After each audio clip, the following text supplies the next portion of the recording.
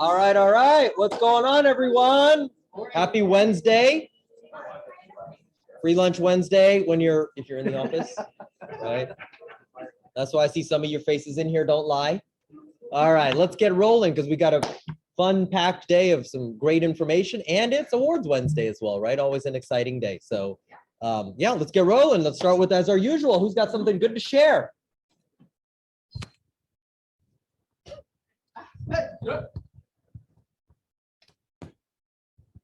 We have a happy hour sponsor for Red Day. Woo! That's definitely something good to Select share. time. Do we have any info yet, or? No place yet. More details to follow. Okay, all right. But there will be alcohol. Yes. But only for those that serve. Those only for those volunteers. Ah, okay, big key. All right, there's just a handful of spots left, so we'll get to that in a minute. All right, CW, what you got? Had a closing this morning at Patent Title. Got 3 more listings coming up. All right, rocking and rolling in business. Look at that. That's why he looks the way he does. Look at that. Kentucky Derby, ready for Derby already. All right, who else got something? All right, let's go. Stephanie, what you got? 2 closings next week. 2 closings next week. Awesome. Congratulations on that. I know. We're talking about business. I'm boring. I know. All right, Ken Farley. I just want to say thank you for the thoughts and prayers about my mom that everybody responded to. Absolutely, man. Say Yeah, thank we're- you to the prayers and thoughts for my mother. Thank you, man. We're definitely a family, man, and we're here for you, buddy. For sure. Absolutely. Anybody else? Going once? Anybody Going online? twice? Nothing wise, Mr. St. Jean? Nope. All right. All right. I'll save that for you, Namesh. Better be good. All right, better be good. That's what he wants. All right, guys, just a quick reminder. We have our iftar dinner, our annual iftar dinner that is scheduled for the next Wednesday, April 27th at 7:40. Big celebratory day in the Muslim faith. And as a family here, we definitely love to celebrate that together. Great things have been put together. It's going to be right here in the training room. Any further questions, please reach out to anybody in leadership. There's a sign-up sheet up at the front desk for anybody that's interested in attending. Highly encourage you to attend. It's a great time. Okay, just be mindful of the time. It does need to be sundown, so it will be 7:40 in the evening is when it's actually beginning. Yes, Barbara. Yeah, no, I'm just kidding. No, it is not required for you to fast. If you choose to do. Just want you to show up and eat. Yep, that is right. Question. There's good food. Question, is this a potluck? That's right. Go. Yes, allow. Is it potluck or somebody No, donated? yeah, that's what I just mentioned. You do not need to bring any food. Everything will be here for you. Just show up and eat, as Chad said. Sign up so we know how many people are coming. Yes, please do sign up so we know how much food to have for that matter, right? So please do so we have a number, we have a count. Good deal? All right. Gary Strohnegger for food, so you ran right in. Awesome. All right, Greg St. Ford, you have the stage. Guys, love still there it is. How you guys doing? My name is Greg. I handle the marketing for the office. So I'm gonna go through a few updates, and I also have a guest for you guys to talk about some marketing stuff for you. So once again, shredding hunger. So we are a few days away, right? April 30th. Raise your hand if you started promoting it and raising awareness for it. Awesome. So this is an opportunity for you guys to, one, give to a great cause. So East Fort Bend Human Needs Ministry. So they're in need of, non-perishable food items. 2, you can shred your own documents. And then 3, of course, you can contact your database. So connect with your database, connect with the community. If you talk to any of the top producers, they'll tell you connecting with the community makes a big impact on their business. So, we have everything set up for you. The truck is there. Everything is all confirmed. So it's the Saturday, April 30th from 10 a.m. for 1 p.m. We also gonna have a video crew there. So, when we have all our amazing videos, you want to find out how agents end up in those videos because they're involved and they're activated. So definitely get involved in that. Rain or shine, right? Rain or shine, it is happening, it's going down. So April 30th from 10 a.m. to 1 p.m. 2, so I think many of you have signed up to our website, Agent Marketing Desk. So we've been sending weekly emails and texts for marketing purposes. So we've been adding new templates for agents to use for your own marketing. This is all at no cost to you. So if you need a template, different design, we just added some new logo templates. So this is a free resource for all of you. Go to agentmarketingdesk.com.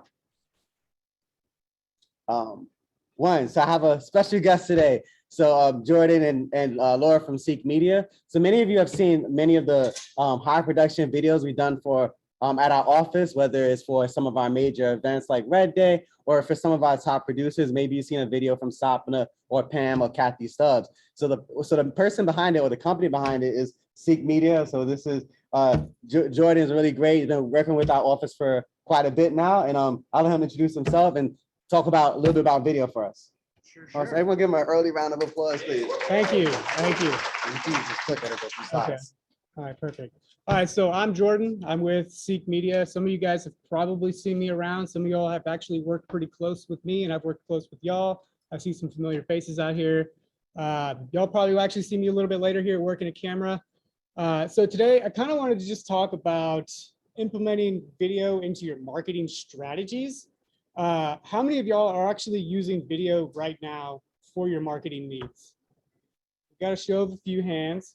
Well, I highly encourage y'all to start doing this. Today, I'm going to go over the 5 W's, the who, what, when, where, why, of pretty much video and how you should start using it today in your marketing strategies. So I have the why. Video is every day. Every day you're looking at your phones, you're probably watching a video. Statistics show here that people are watching videos about 100 minutes a day potentially. And that's an opportunity for y'all to jump into that video space and share your message to those people. I'm not going to go into the whole stats here, but video is the future. It's here. It's happening every day. You could be posting something and getting in front of that viewer. So today I'm going to talk about who are you going to market? Well, you're going to market yourself. You want to market your team. You want to market your brand. You should really think about your messages, what you want to share with your viewers, potential clients, potential leads. You want to be presentable. So, with your marketing strategy, think about marketing yourself, not necessarily what it is that you're trying to market. So if you're trying to list a home or something, try to implement yourself more as opposed to maybe listing that home. I'll dive into that in just a little bit. But I just want to talk about what type of videos that you should start creating.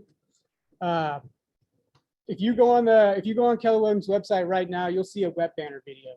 I think that's an incredible way to showcase how professional your website looks, and it also is it's a good thing to have on there to showcase maybe everything that you've done throughout the year. So a web banner video might not be the first thing you do, but along the way, as you start doing more video, you'll have more content for that web banner video. And again, this kind of ties in. So another thing that I've done for Keller Williams, and some of y'all have been the people that I've worked with directly, we create bio and agent profile videos. This is how people see you. Like, this is your elevator pitch. This is something that you can leave on your website. You could send out emails and just let people know who you are, let people know your personalities, your hobbies, and exactly what it is that you can do for them. This is your way to basically share your principles as a business owner, as a real estate agent. These are good videos to have. And another really powerful tool is testimonial videos. This is incredible. I think testimonial videos should be something every one of y'all try and get someone to do for you today. This is a referral. Like, you can send this out to people. You can show people. Yeah, I mean, I'm sure most of y'all operate on referrals. I'm sure probably 50% of what y'all do is probably referral based. So have a testimonial. It's a physical copy that you can share with people all the time. Another thing would be, obviously, we have the real estate listing videos.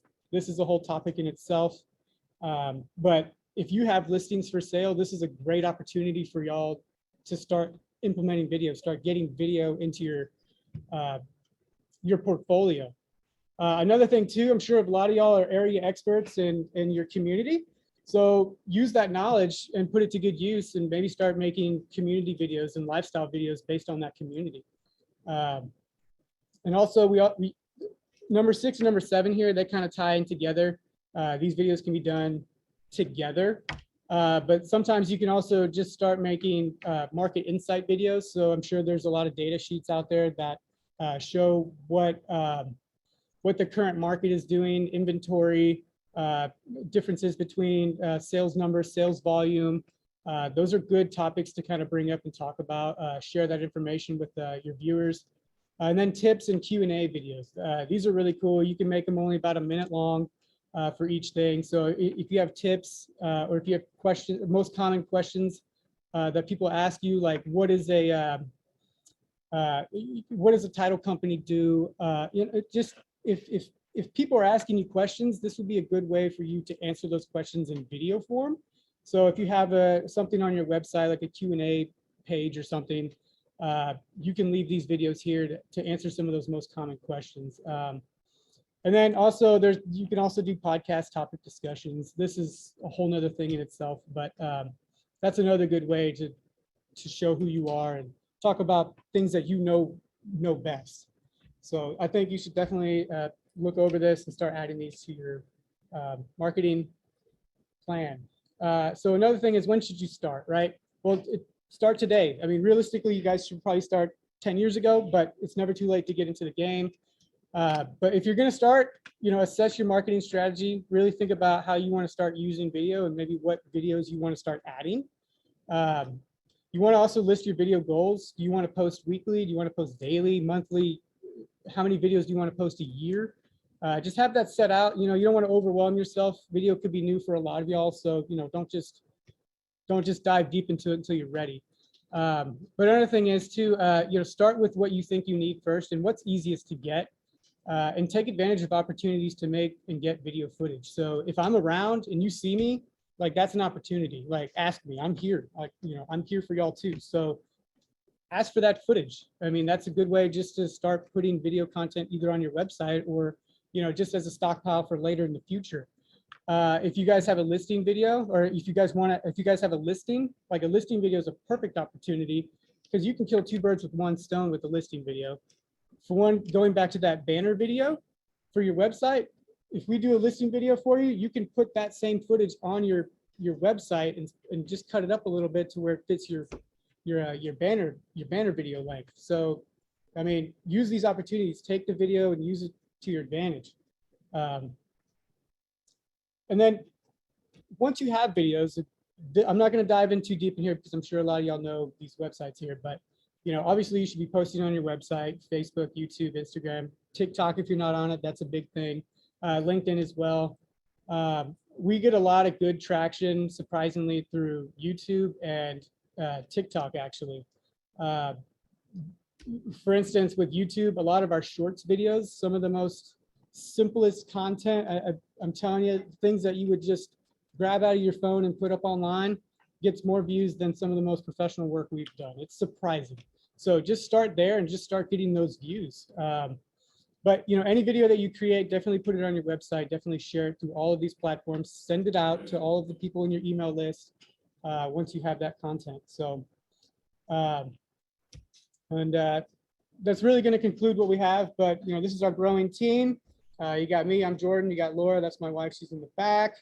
We have AJ, he's our editor, he's also going to be one of our videographers here shortly.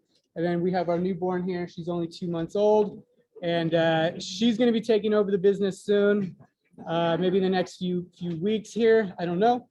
But yeah, this is our growing team, and we're hoping to add more shortly, and we're hoping that I can have y'all's help to help us, you know, achieve our goals too. So that's really going to conclude everything. This is my contact information.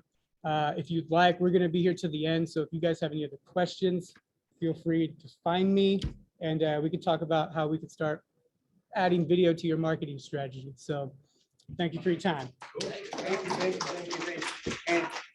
And in addition, when you're working with them, you know, they help out with scripts as well. So I know some of you may be nervous about doing videos and what to say. So part of their process is a script. You know, they make it pretty simple. They have a conversation with you, develop a script, and they make it for you. You just film, they'll have a teleprompter, and you get a video done right quickly. So just a heads up. Yeah, so let me add to that. So don't be intimidated. We can help you through the process of what this is. So if you have ideas, if you have inspiration, maybe you saw someone else's video, share that with us and we can try to play off of that. Obviously, we don't want to steal anybody's work or anything, but we want to make something of our own, right? Yeah. But we can help you with the script writing. If you have a description for instance, with like for one of your real estate listings, that description right there is half of your script. Yeah. We can take that, pick it apart, and create a vision from that.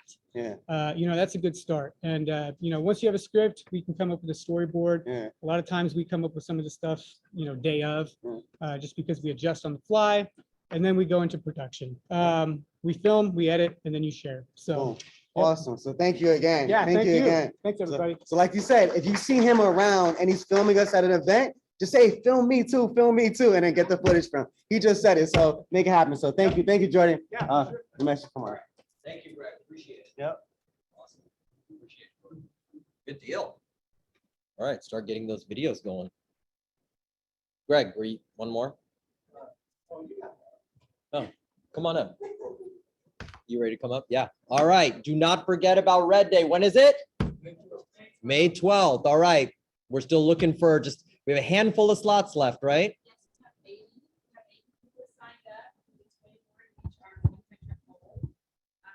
We were at ALC Culture Events Committee. We were at Habitat on yesterday during our big video that you guys will see next week. Jan Sattler will be here next week. She is the Director of Operations, so she'll let us know what we can expect on Red Day. So we need 20 more volunteers. And like I said, we have a happy hour sponsor. We have a sponsor for breakfast, Majestic Title. We have a sponsor for lunch and beverages. We also have a sponsor for snacks throughout the day. So we have 2 shifts, 8 to 11, and then 11 to 2. They need a lot of work, guys. We were on site yesterday. They have a lot of work for us to do. So be prepared to actually work. They need a lot of work. So that's it. Good deal. If you still need to register, this is the And we key. got rules. If you don't work, you don't get to take a picture. And if you don't work, you don't get to go to happy hour. You will not get the link to where it's gonna be unless you register. Oh, that's smart. That's smart. Undisclosed location. Yes. What? I always work at Red Day. Oh, maybe not. Okay. Your name is on the wall. Oh, it was like 9 p.m. I put it on there. Nobody was here to stop me, so. You can definitely. Good deal. Here's the register. QR code, guys, okay? If you still haven't registered, so please do And it's so. all located all throughout the office as well. So you can, if you don't do it here, you can do it a little later as well. Good deal. All right. Question. Okay. Yes, ask away. Bilal. If you already have a T-shirt from previous Red Day, do you still need to buy another one? Absolutely. No, I'm just kidding aloud. No, it's the same t-shirts. We do that for the consistency. Absolutely. Go ahead and use what you have. Unless you worked last Thank time, you. it might be dirty. Yeah. Hopefully- hopefully That's how you it's should wear it then, right? So, like, that's the I took it to the laundry. battle scars. Which is some of you, it may not fit. That was Chad, by the way. All right, for those of you I online. can hear him from the background. Wow. Okay, just a couple of things to put on your radar. Attention, dual career people. We are having a workshop on August 24th. Yes, that's this Sunday. It's from 1 to 3:15. April We are having it in 24th. August too. Just, yeah, right. It'll be quarterly. April 24th from 1 to 3:15 p.m. The workshop itself will consist of, the first 30 minutes being a quick Q&A, a masterminding session. What are you experiencing as a dual career agent that we can coach around and consult around? And then the rest of it will be a true workshop, right? There will be stations, 3. The stations are lead genning through social media, lead genning through events. So we're going to cover the Shredding Hunger event. If you haven't had an opportunity to access that toolkit and know what to do around it. And then the final station will be listing and buyer consultation. So going through the scripts of those listings, doing some role play. So please be prepared to role play. And in addition to that, we are going to kind of walk through with each one of these things, what that looks like in command. So it's a command overview as well. I would encourage you for this to maximize your time and your effort, to have some contacts, at least to the tune of 50. It'd be great if it's 100 inside of your database already. But if you want some more detail, please come see me. It starts at 1 o'clock and it'll be here April 24th, this month, this Sunday, right here in the Morris Training Room. The next thing I want to tell you about is there's an upcoming Monies in the Marketing, Elevating Your Business Through Systems and Marketing by Raquel Ulmer. I'm gonna play the video again, so I'm just gonna share that, yep, real quick. And I can just say share content. You cannot screen share while other participants. Oh, okay. Okay, go for it. My screen.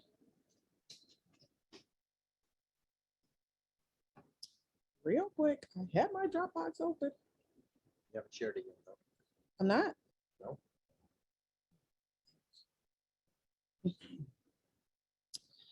Okay, technical difficulties. We'll move on. I should share it.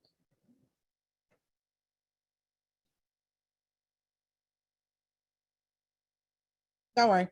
Don't worry. Okay. Stop stall. There you go. There it goes. Yeah, hang on, right here. I'll move this over. It's already on there, right? She's sharing it, right? She's already on Zoom. Yeah, I was trying to go to the Dropbox itself, but it went I got away. you, Mike. There it is. There's your Dropbox. Yeah, but it went away. That's not the one I want to show. So don't worry about it. I'll share it on our closed Facebook group. Take it off of my share. Sure. Because I don't want to stop all this. Keep going. I'm off. Oh. Okay. So anyways, Raquel Ulmer is coming. She's going to be talking about the monies in the marketing, elevating your business. It'll happen right here at 10 o'clock. It's an hour and 30 minutes. You saw her before. She was one of our guests. She's really showing you how to elevate your business through video marketing, through social media marketing, and everything else. So it'll also be a masterminding session, so you can ask her questions and she will walk you through April 26th, 10 a.m. right here. She'll walk you through exactly what she did to get her business, to propel her business into multi-millions. So that's it for me. Awesome. Thank you. Cool. All right. Well, let's get rolling. All right. So today is the first part of a two-part series that we're focusing on when it comes to appraisals. All right. So today's major focus is going to be on sales appraisals. All right. And them coming out short quite frequently in today's market. And then we're going to focus on the property tax appraisal protest. Okay. So that being said, I want to, today my guest is Kimbra V, right? For a particular reason. The first text I ever got from Kimbra V in 2019 was, "Hey Nimesh, this is Kimbra V from the office. You have a pending property on Adler's Point and it's showing up in my appraisal that I need to fight back on value."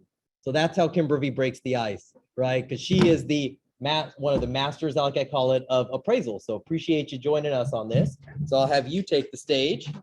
All right. This way. All right. So I'm just kind of get out of the way here, chat style. All right. And so we can just start on that. Good deal. All right. So let's jump straight into it. All right.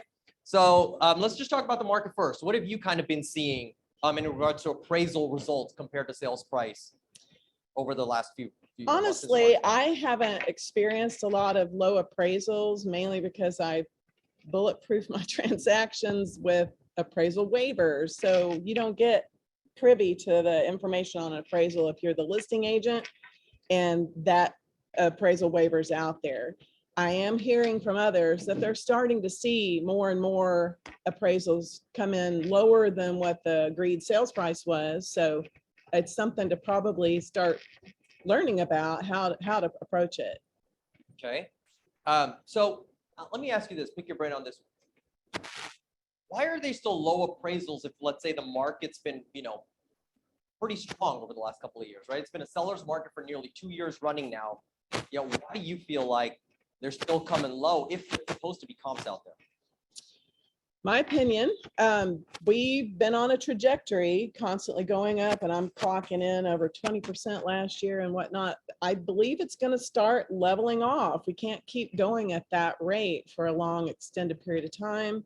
And we're going to start seeing a leveling off because of interest rates, throwing some people out of the qualifying for that particular home or that price range. And it's just going to turn into the appraisers are going to start watching that. It took them a while when we shot off like a rocket to catch up with us and understand, no, the market really is going up that fast. And so I don't know if you remember back when all of this started a year and a half, 2 years ago, we were having low appraisals, and then they finally caught up. So that's my opinion. Of course. Okay, so you segued perfectly into my next question. Are you already noticing a bit of stabilization, whether on price or even demand right now, as we're starting to see interest rates rise? I am. The number of offers is not quite what it was, say, 6 months ago, especially back into the summer months. Our open houses are certain properties are still just crazy, but it's just not as hot of a market, in my opinion, out in the burbs where I focus. The West Fort Bend area. All right, so you said you specifically mentioned last summer. Well, we're starting to head into the traditional high selling season typically, yet it's also at the same time the interest rates are skyrocketing, if you want to put it that way. What do you predict the summer is going to be like? Again, flattening off. I don't think we're going to see the 20% increase in the 12 months. Interesting though, preparing for a listing appointment today. Of course, most of you feel it and know it, that 1-stories typically are more fought over in the marketplace. There's more buyers that are interested in 1-stories than there are in 2s. So preparing for this listing appointment, I've started going back, instead of using the 180-day CMAs, I'm going back and comparing the first 90 days. I go in and put up there, instead of 0 to 180, I put 90 to 180. And then I go and I look at the 0 to 90, and I'm comparing those two just for another talking point with my seller of what the percentage rate has changed from, the old solds to the new solds, because it's interesting to see. I'm a weird statistics person. I enjoy knowing that, and it helps me feel, are we going up at 10% or 3%, or today it was 6% in this particular price range and size home. The 90-day look backs. Yeah, now you call it weird. I call it, like that's a great way to, let's call it being a craft in your field, right? Like we talk about value proposition, and that's huge right there. What separates you different from everybody else, and the way to analyze it like that is that's powerful information.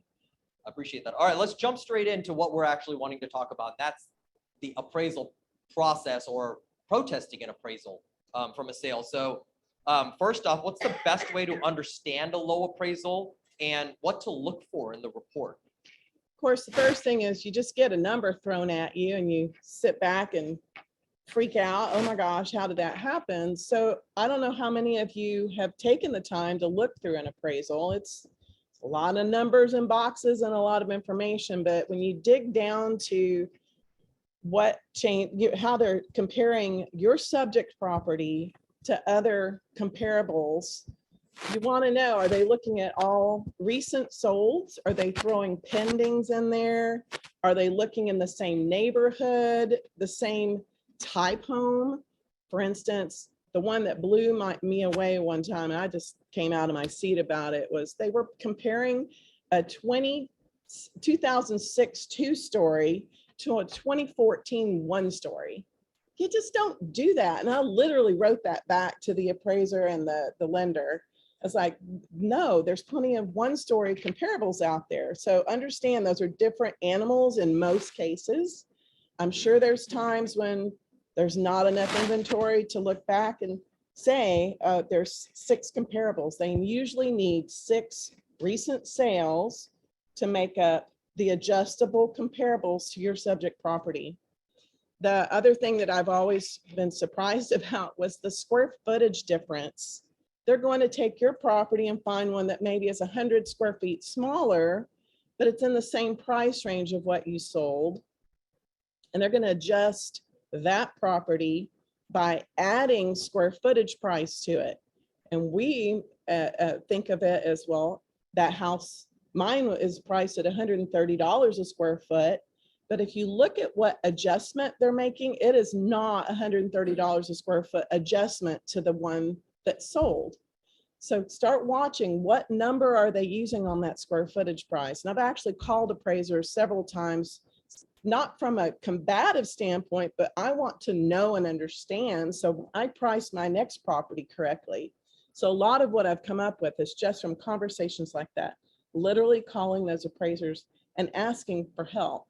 to understand where they're coming from. Awesome. So if you don't mind, I'd like to dive a little deeper into that. All right. Especially if you're a newer agent and you sometimes get this misconception that it's all about price per square foot. Yet if you don't, right, exactly, if you don't mind going into how the report is actually created, talking about how they balance things out, like it's a slightly different process than just specifically price, right? Yes, so they typically want to compare a 3-bedroom to a 3-bedroom to a 3-bedroom. But if there's not enough 3 bedrooms, they may go out there and choose a 4. And then they're going to go negative on that 4-bedroom because you're losing that adjustment value of your house doesn't have 4 bedrooms, but this one did. So to make it more like yours, they're going to reduce the sales price of that 4-bedroom house. Bathrooms, half baths, garage bays, covered patios, lot size. Those are all things that are just super easy to pick out really quickly on the adjustments. They're going to put them in there and just study those and really see if they're all pretty consistent. And then if you did your job as a buyer agent or as a listing agent, you would know the homes you pulled to set that price. And if your homes aren't showing up on this comparables list, you need to figure out why. And I've even called the appraiser, how or why did you choose this property versus the ones that I've got? So, because you may have some better ones they don't even know about. Know your neighborhood when you're pricing. And I live in a very odd neighborhood that has mass construction homes mixed with custom homes, mixed with patio homes, golf course homes, so there's adjustments that I've had to learn to understand too. Most of our homes have pools. There's a lot of homes that have golf courses, and then there's those that don't. So what is their standard adjustment for a golf course line? And see if you can find homes that fit that better, that also match the price of what they're shooting for. Is that information? Yeah, go ahead. Went back to like the selling and the pendants. So when you like in the neighborhood where it's like old constructions and the houses probably haven't sold, but 3 houses in the last 3 years with the market being away. Louder. I'm sorry, can you hear me now? Okay, so with the market being away, you like one neighborhood is old and there's only 3 on the market in the last 2 years because of the situation. But then you got stepping under construction is pending, and the price is pending for those 2 neighborhoods when, like you said, it's like a mixed area. You're not going to be able to compare new construction to a resale home. Typically, it's a no. So how do you like? They will go out, as my understanding, they will go out within a 2-mile radius of the subject property and look for homes similar in age and size, lot size, and quality.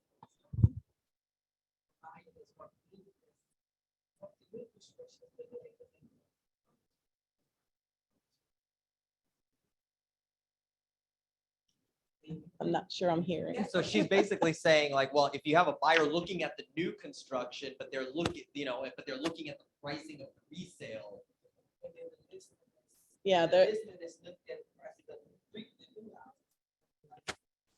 well, if it's new construction from the builder is setting their price, you don't have much to say about that.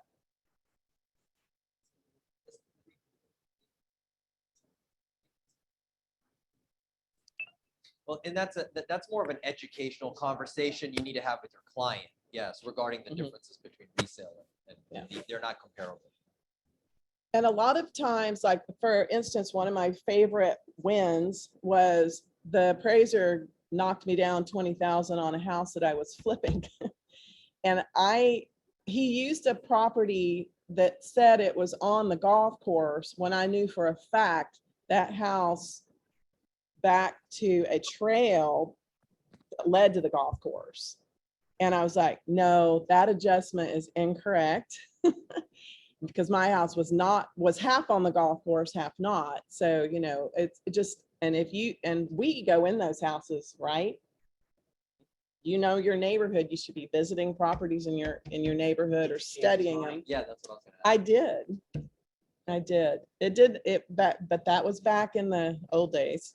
It's very difficult to get a change now, but is that the next question? Well, no, I was actually, before we got there, first I was gonna ask you to kind of, all right, the appraisal came out lower. Tell me about the process. So first of all, which hat are you wearing? Are you the buyer's agent or the seller's agent? So as a seller's agent, usually your buyer's agent is saying, look, we got to reduce the price or we're going to leave. Well, I want to save the deal.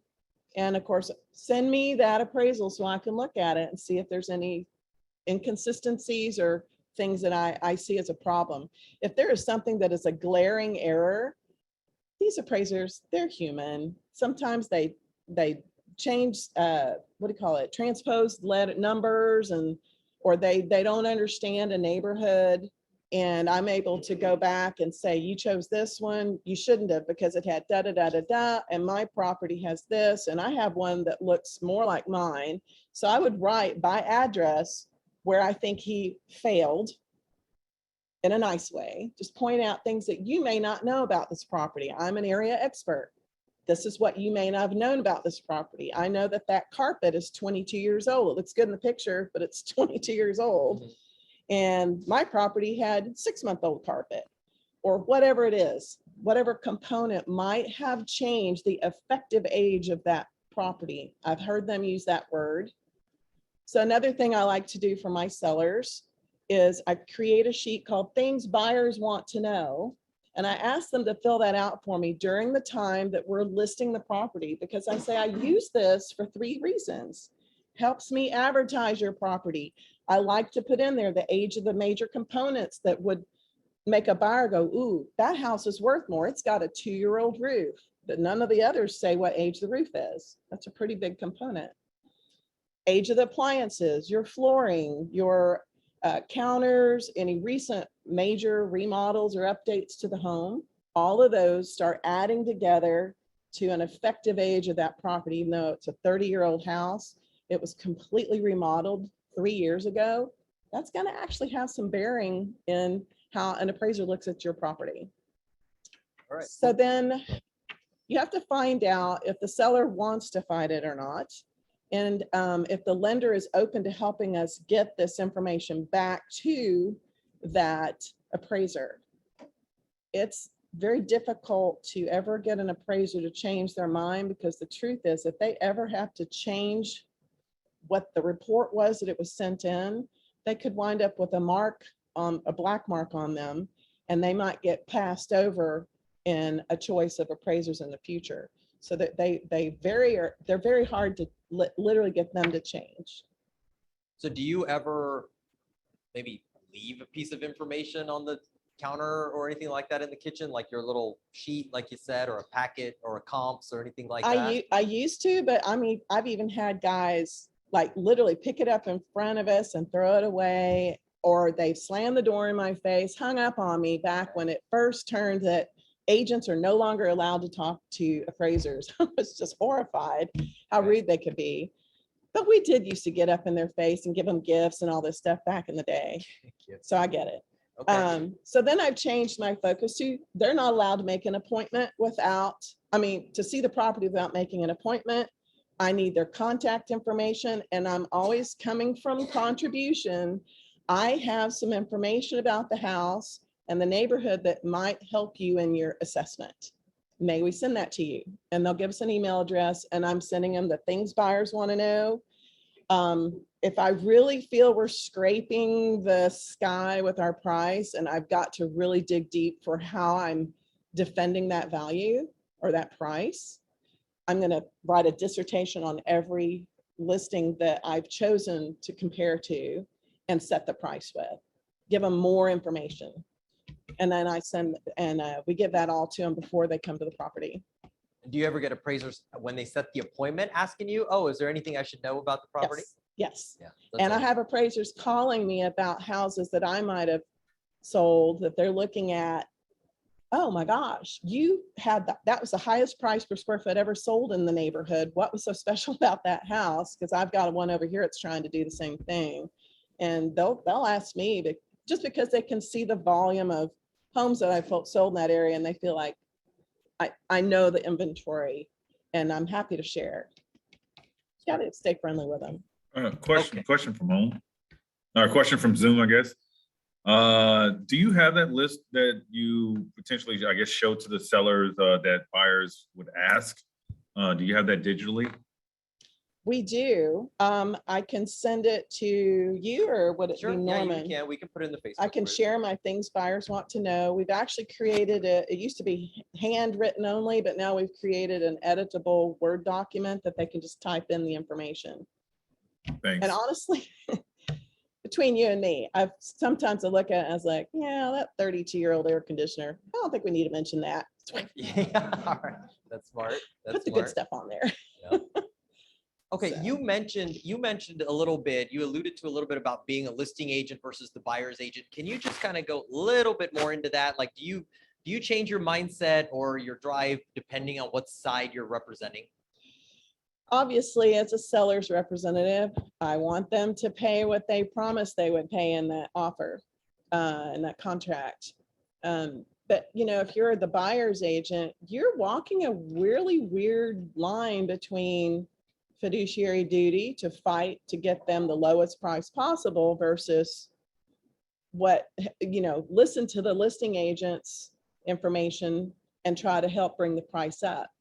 So on the buyer side, in my opinion, you really need to make sure that this house is so important to them to get that they're willing to help you get this appraisal argued back to their lender, because that communication is not a direct line. You have to go through channels to get the information back to either the AMC, which is the Appraisal Management Corporation's manager, or however they're arranged. Sometimes it's tricky to get into communication with them. Yeah. And so then if they really do want it and you've got to find some way to make this work, why not fight it and try to get your buyers financing better towards what they intended in the front end, instead of having to come up with extra cash from somewhere or go into a different loan product that's going to actually cost them more. So, okay. So with that being said, what are the odds? And most importantly, is it worth it?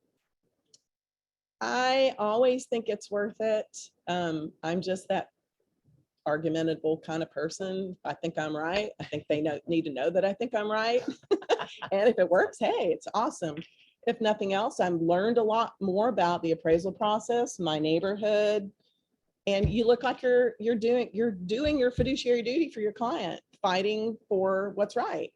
And where I did win, the process of changing the appraisal value usually only happened if I could prove that they had the wrong square footage on the subject or one or two of the comparables, and we had better choices for them and they've adjusted it slightly, but more value. So I'd say 1 or 2% chance, honestly, in my lifetime. But where I did win was I was able to send the same information to that buyer's agent, and the buyer read it and understood that it was worth it for them to bring the extra cash to the table. Because you've got to convince the buyer as well as the agent. And of course, you'd love to convince the appraiser, but it's more important about what does that buyer think? And of course, what they're able to do. Some of them can't do that. But if you can convince them they're not overpaying for that house based on what you're sending them, yeah, that's where I've won many times. Sure, convincing the buyer saved the that deal. the house is worth that much. Right. We've got 2 questions here. Not so much a question, just a comment. Louder, One, please. I think one of the biggest was, okay, comment. Talk to me. I'll talk to you. Okay, so I can do this. Okay. Anyway, I think you're absolutely right. The biggest mistake a lot of people make, agents, buyers, agents, everybody else, is that they go by price per square foot. And you can't do that. The same house, exact same house that backs up to the golf course, that has a swimming pool, is going to be worth more than when it doesn't. 1 stories are usually appraised for more than 2 stories. Makes sense because the slab is where all the other, the most important part of it is. It's just bricks and sticks upstairs. So that makes a difference. But one of the biggest things that's helped me sometimes is when the appraiser calls to make the appointment to go there, kind of get a little chatty with them. be nice and offer, say, hey, if you have any, have you already pulled comps? No, would you like for me to drop some off? So that you're already ahead of the game. And then I'll have them come back to me sometimes and say, hey, you said you have comps. Let me see what you got. And it helps, to go into it, not in an adversarial situation to begin with, but in a cooperative one. So that's my 2 cents. Exactly. Taking some of the burden off of them, again, with giving them the way you see it, the way you priced it, gives them a starting place. They're going to, of course, have to answer for what they come up with. If they don't agree with your things, they're going to look out there and see. Okay, we have another question. What is your opinion on desktop appraisals? Her client paid for an appraisal before it was listed. I don't have a problem with it if it makes value. Sure, no problem. That usually means the bank looking at it from their desk, or the appraiser looking at it from their desk is like, that's priced so in the market, it's not even worth the time and effort to send someone out. Just remember that you do appraise, do stuff before. You do what? Appraisal before. I don't think so. Just remember, if you do an appraisal before, right, it's not a bank scrutinize it. The appraisal's being done for the seller, they're always going to be a little more inflated than a bank that's appraisal that comes in. Inspections, yes, but appraisals, no. And every once in a while, I'll have a really unique property that I'm like, oh, there's nothing to compare this to. Garage apartment, or, it's 6 bedrooms in a 4-bedroom community and that sort of thing, or they've got a lot of really cool add-ons, bells and whistles. I'm like, let's get an opinion on this. And I'll let them pay for it up front, and then I'll reimburse them at closing or something. So it just gives us a really good playing field to decide where to list the price from then. Question. Yes. Would the seller influence the appraiser person if they have to be at home when they are there to do the appraisal in the field? Would they be influencing them by saying, oh yeah, we just add this to that, we just add that to that? Is that their business, or they just have to be out of the way? I don't recommend it. They may say the wrong thing, but these guys are trying to run through 6 or 7 houses a day, and that's going to slow them down. They don't want to be rude. So I don't recommend it. If they let them in and they've created a list of things to send with them, fine. And then just get out of the way, because they may actually annoy them and it work against them. So we've seen more people who recently bought into new home communities, say 2 or 3 years. And there's still building going on. How are the 2- and 3-year-old properties with all of that equity comparing on appraisals? So you take the same model that someone purchased 2 years ago that's available now. How are those appraising? From the standpoint of the 2-year-old house? Yes. Well, luckily there's been a lot. In the neighborhood I went in, it was a 2-year-old house of 2019. There was enough older homes, and the builders have helped us out a little bit this new phase, or whatever we're calling it, of listing homes while they're in construction.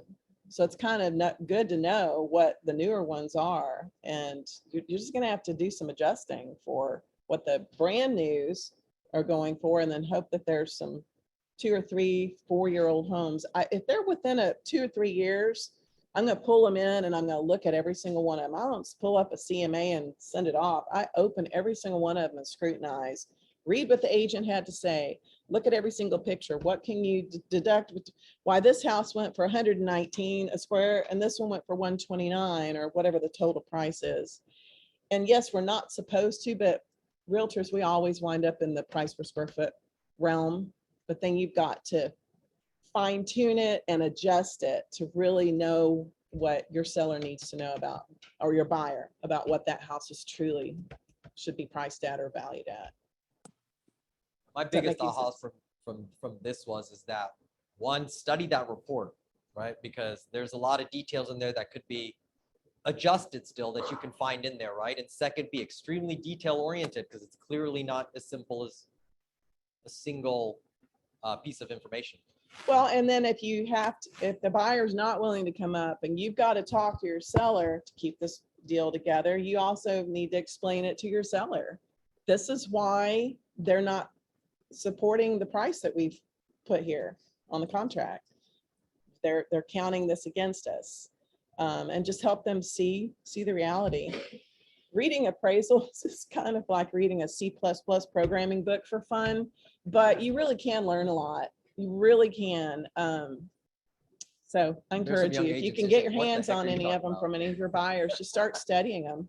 That's awesome. Say again.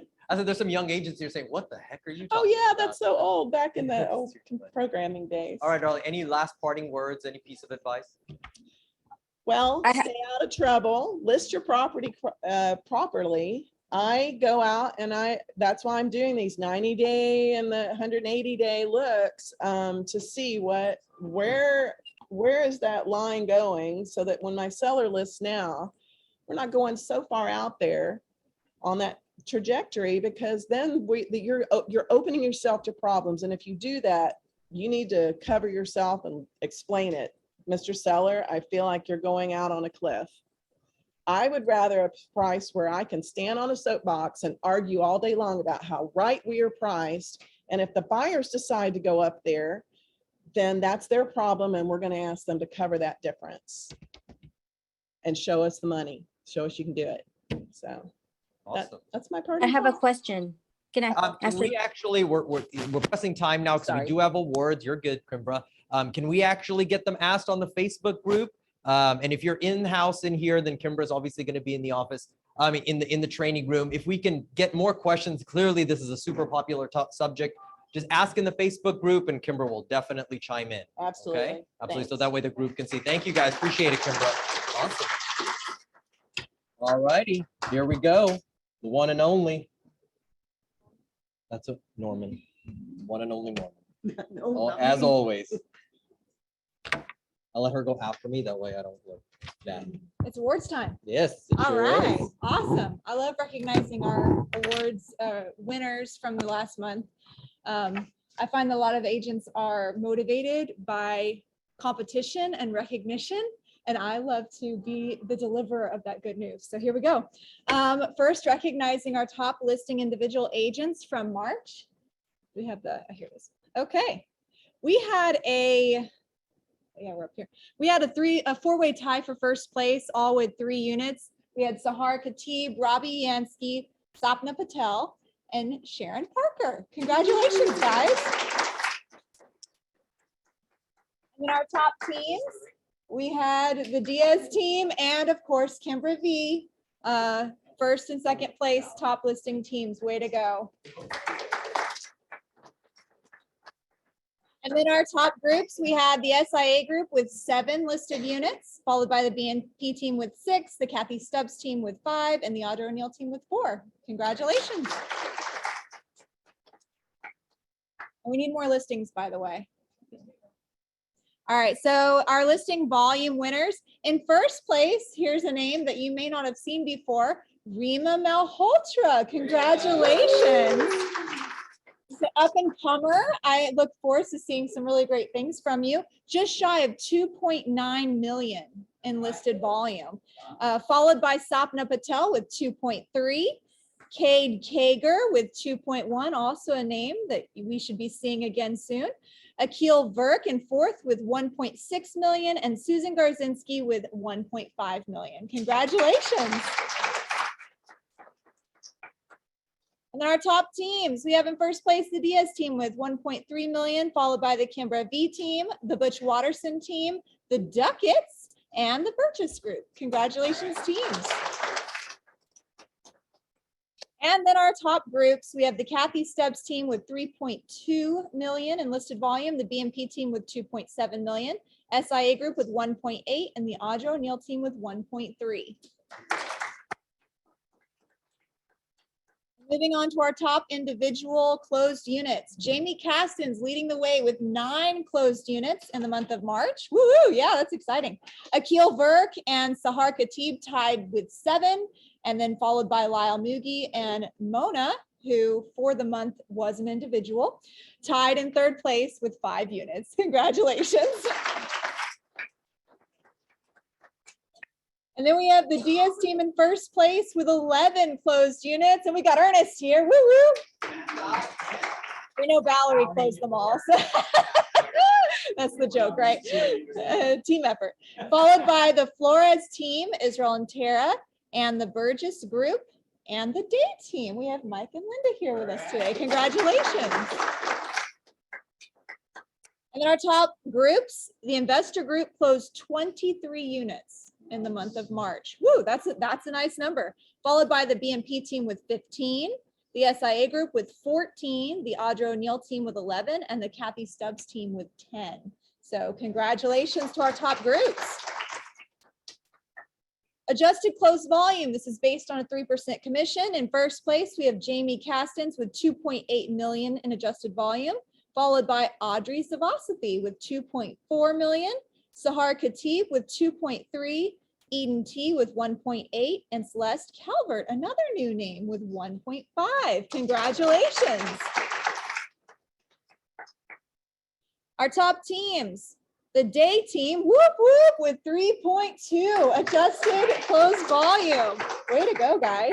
Followed by the Avra team with 1.6, the Diaz team with 1.3. Great job, Ernest.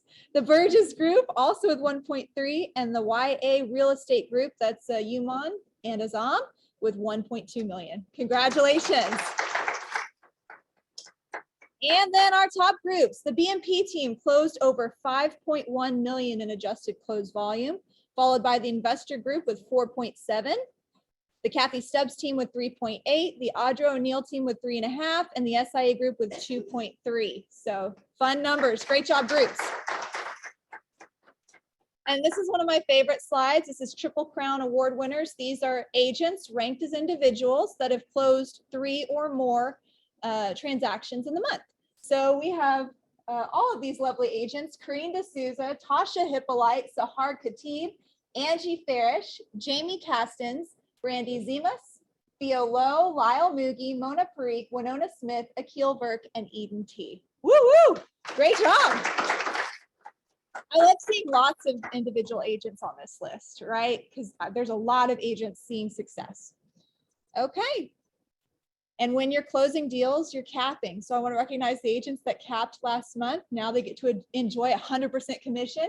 We have Eden T, Audrey Zavasathy, she was a first-time capper, Mark and Helen Burgess, Rima Malhotra, also first-time capper, woo woo, Candace Warner, Sarah Sawal, and Winona Smith.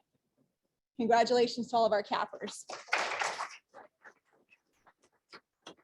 Moving on to our Kelliversaries. These are agents that have been with us over the years. Celebrating 1 year, we have Olutayo Akinyele, Ken Chung, Sharika Gibson, Perry Holly Smith, Stacy Lewis, Tita Obioha, Carla Rice, Lorinda Rose, Bakal Saeed, Rebecca Trostel, and Daryl Upshaw. Congratulations on your first year with Keller Williams.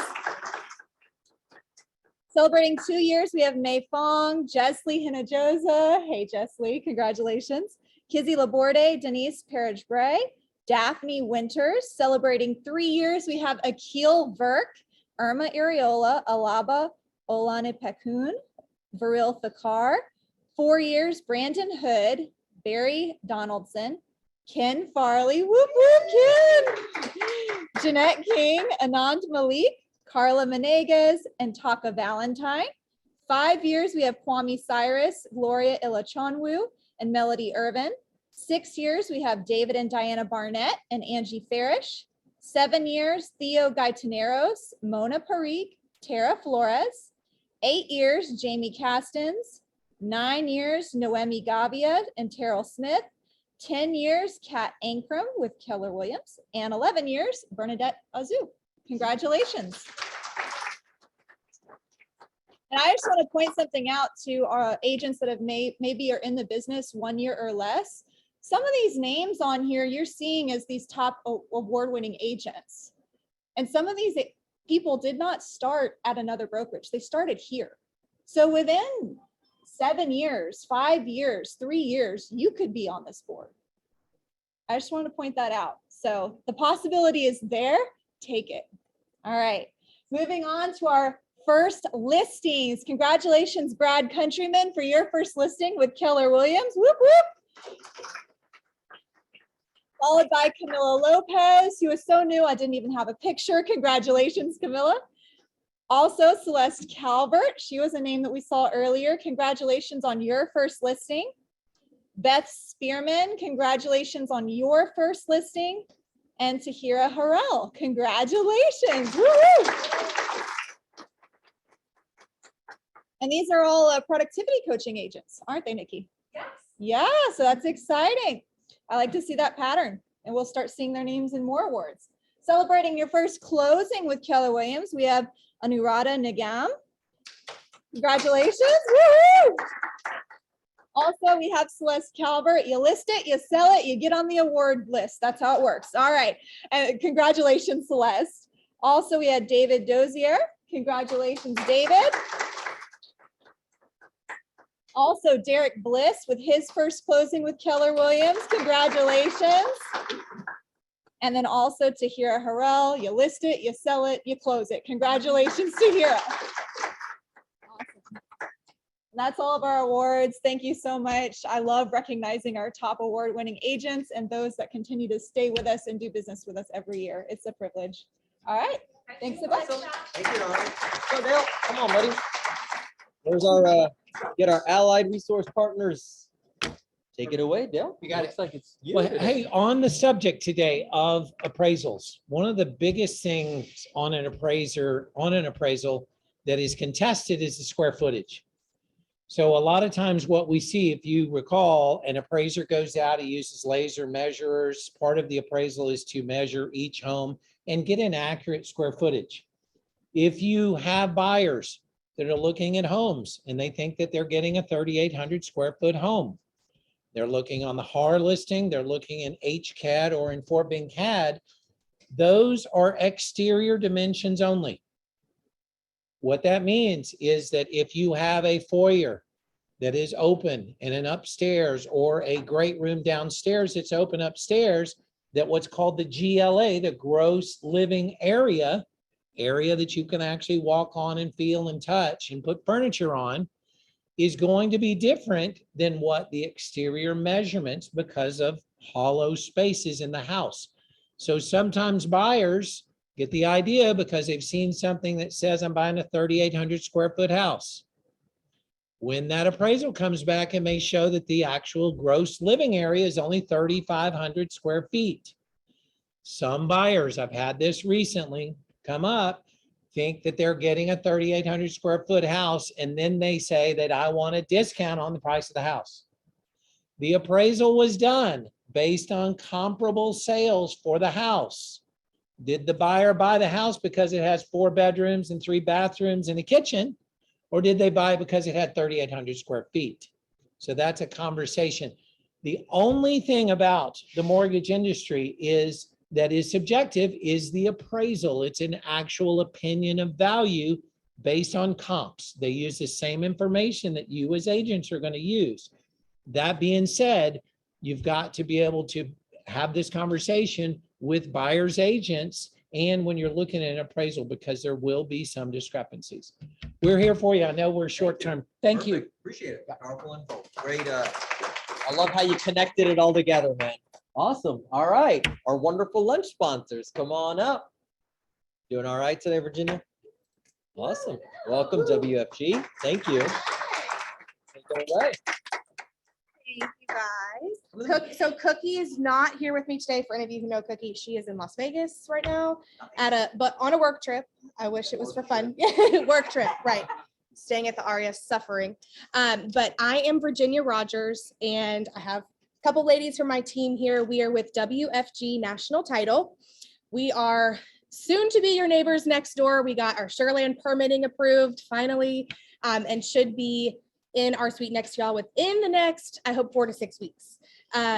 So we are a national company. We are a direct underwriter. We have opened 14 offices in South Texas in the past 8 months. And if any of you were here at one of your March meetings, the founder of our company, Pat Stone, came and did economic perspectives talk, and which I got really great feedback on. He's been invited back next year, so we'll have him come speak again with y'all next year, kind of give a forecast for the economic future. But it's very cool to me that the founder of our company flew in from Portland, Oregon, because he wanted to come get in front of agents that are in our marketplaces. And so to have that support is an anomaly, I feel like, in this industry. But how WFG likes to approach business and how I like to approach business is I want to try and bring value to you before I come to you and say, please, let's have an opportunity to work together. Whether you need help in your business, establishing a Google business page, Facebook business page, whether you need help with Instagram marketing, Facebook marketing, LinkedIn, which we're doing an evening session this evening in LinkedIn. We know there's a lot of dual career agents at Keller Williams, so we're trying to fill a void and do some evening classes for y'all. We'll be doing some Google sessions in the evenings, Monday evenings in May. We'd love to have y'all. They will be in person and via Zoom. So, and other things that we can help with would be if you need help with Canva training for developing marketing materials. If you need Title 101 assistance, if anyone has never sat down with you to teach you how to read a title commitment, especially Schedule C, those are the items that could really delay and affect your closing.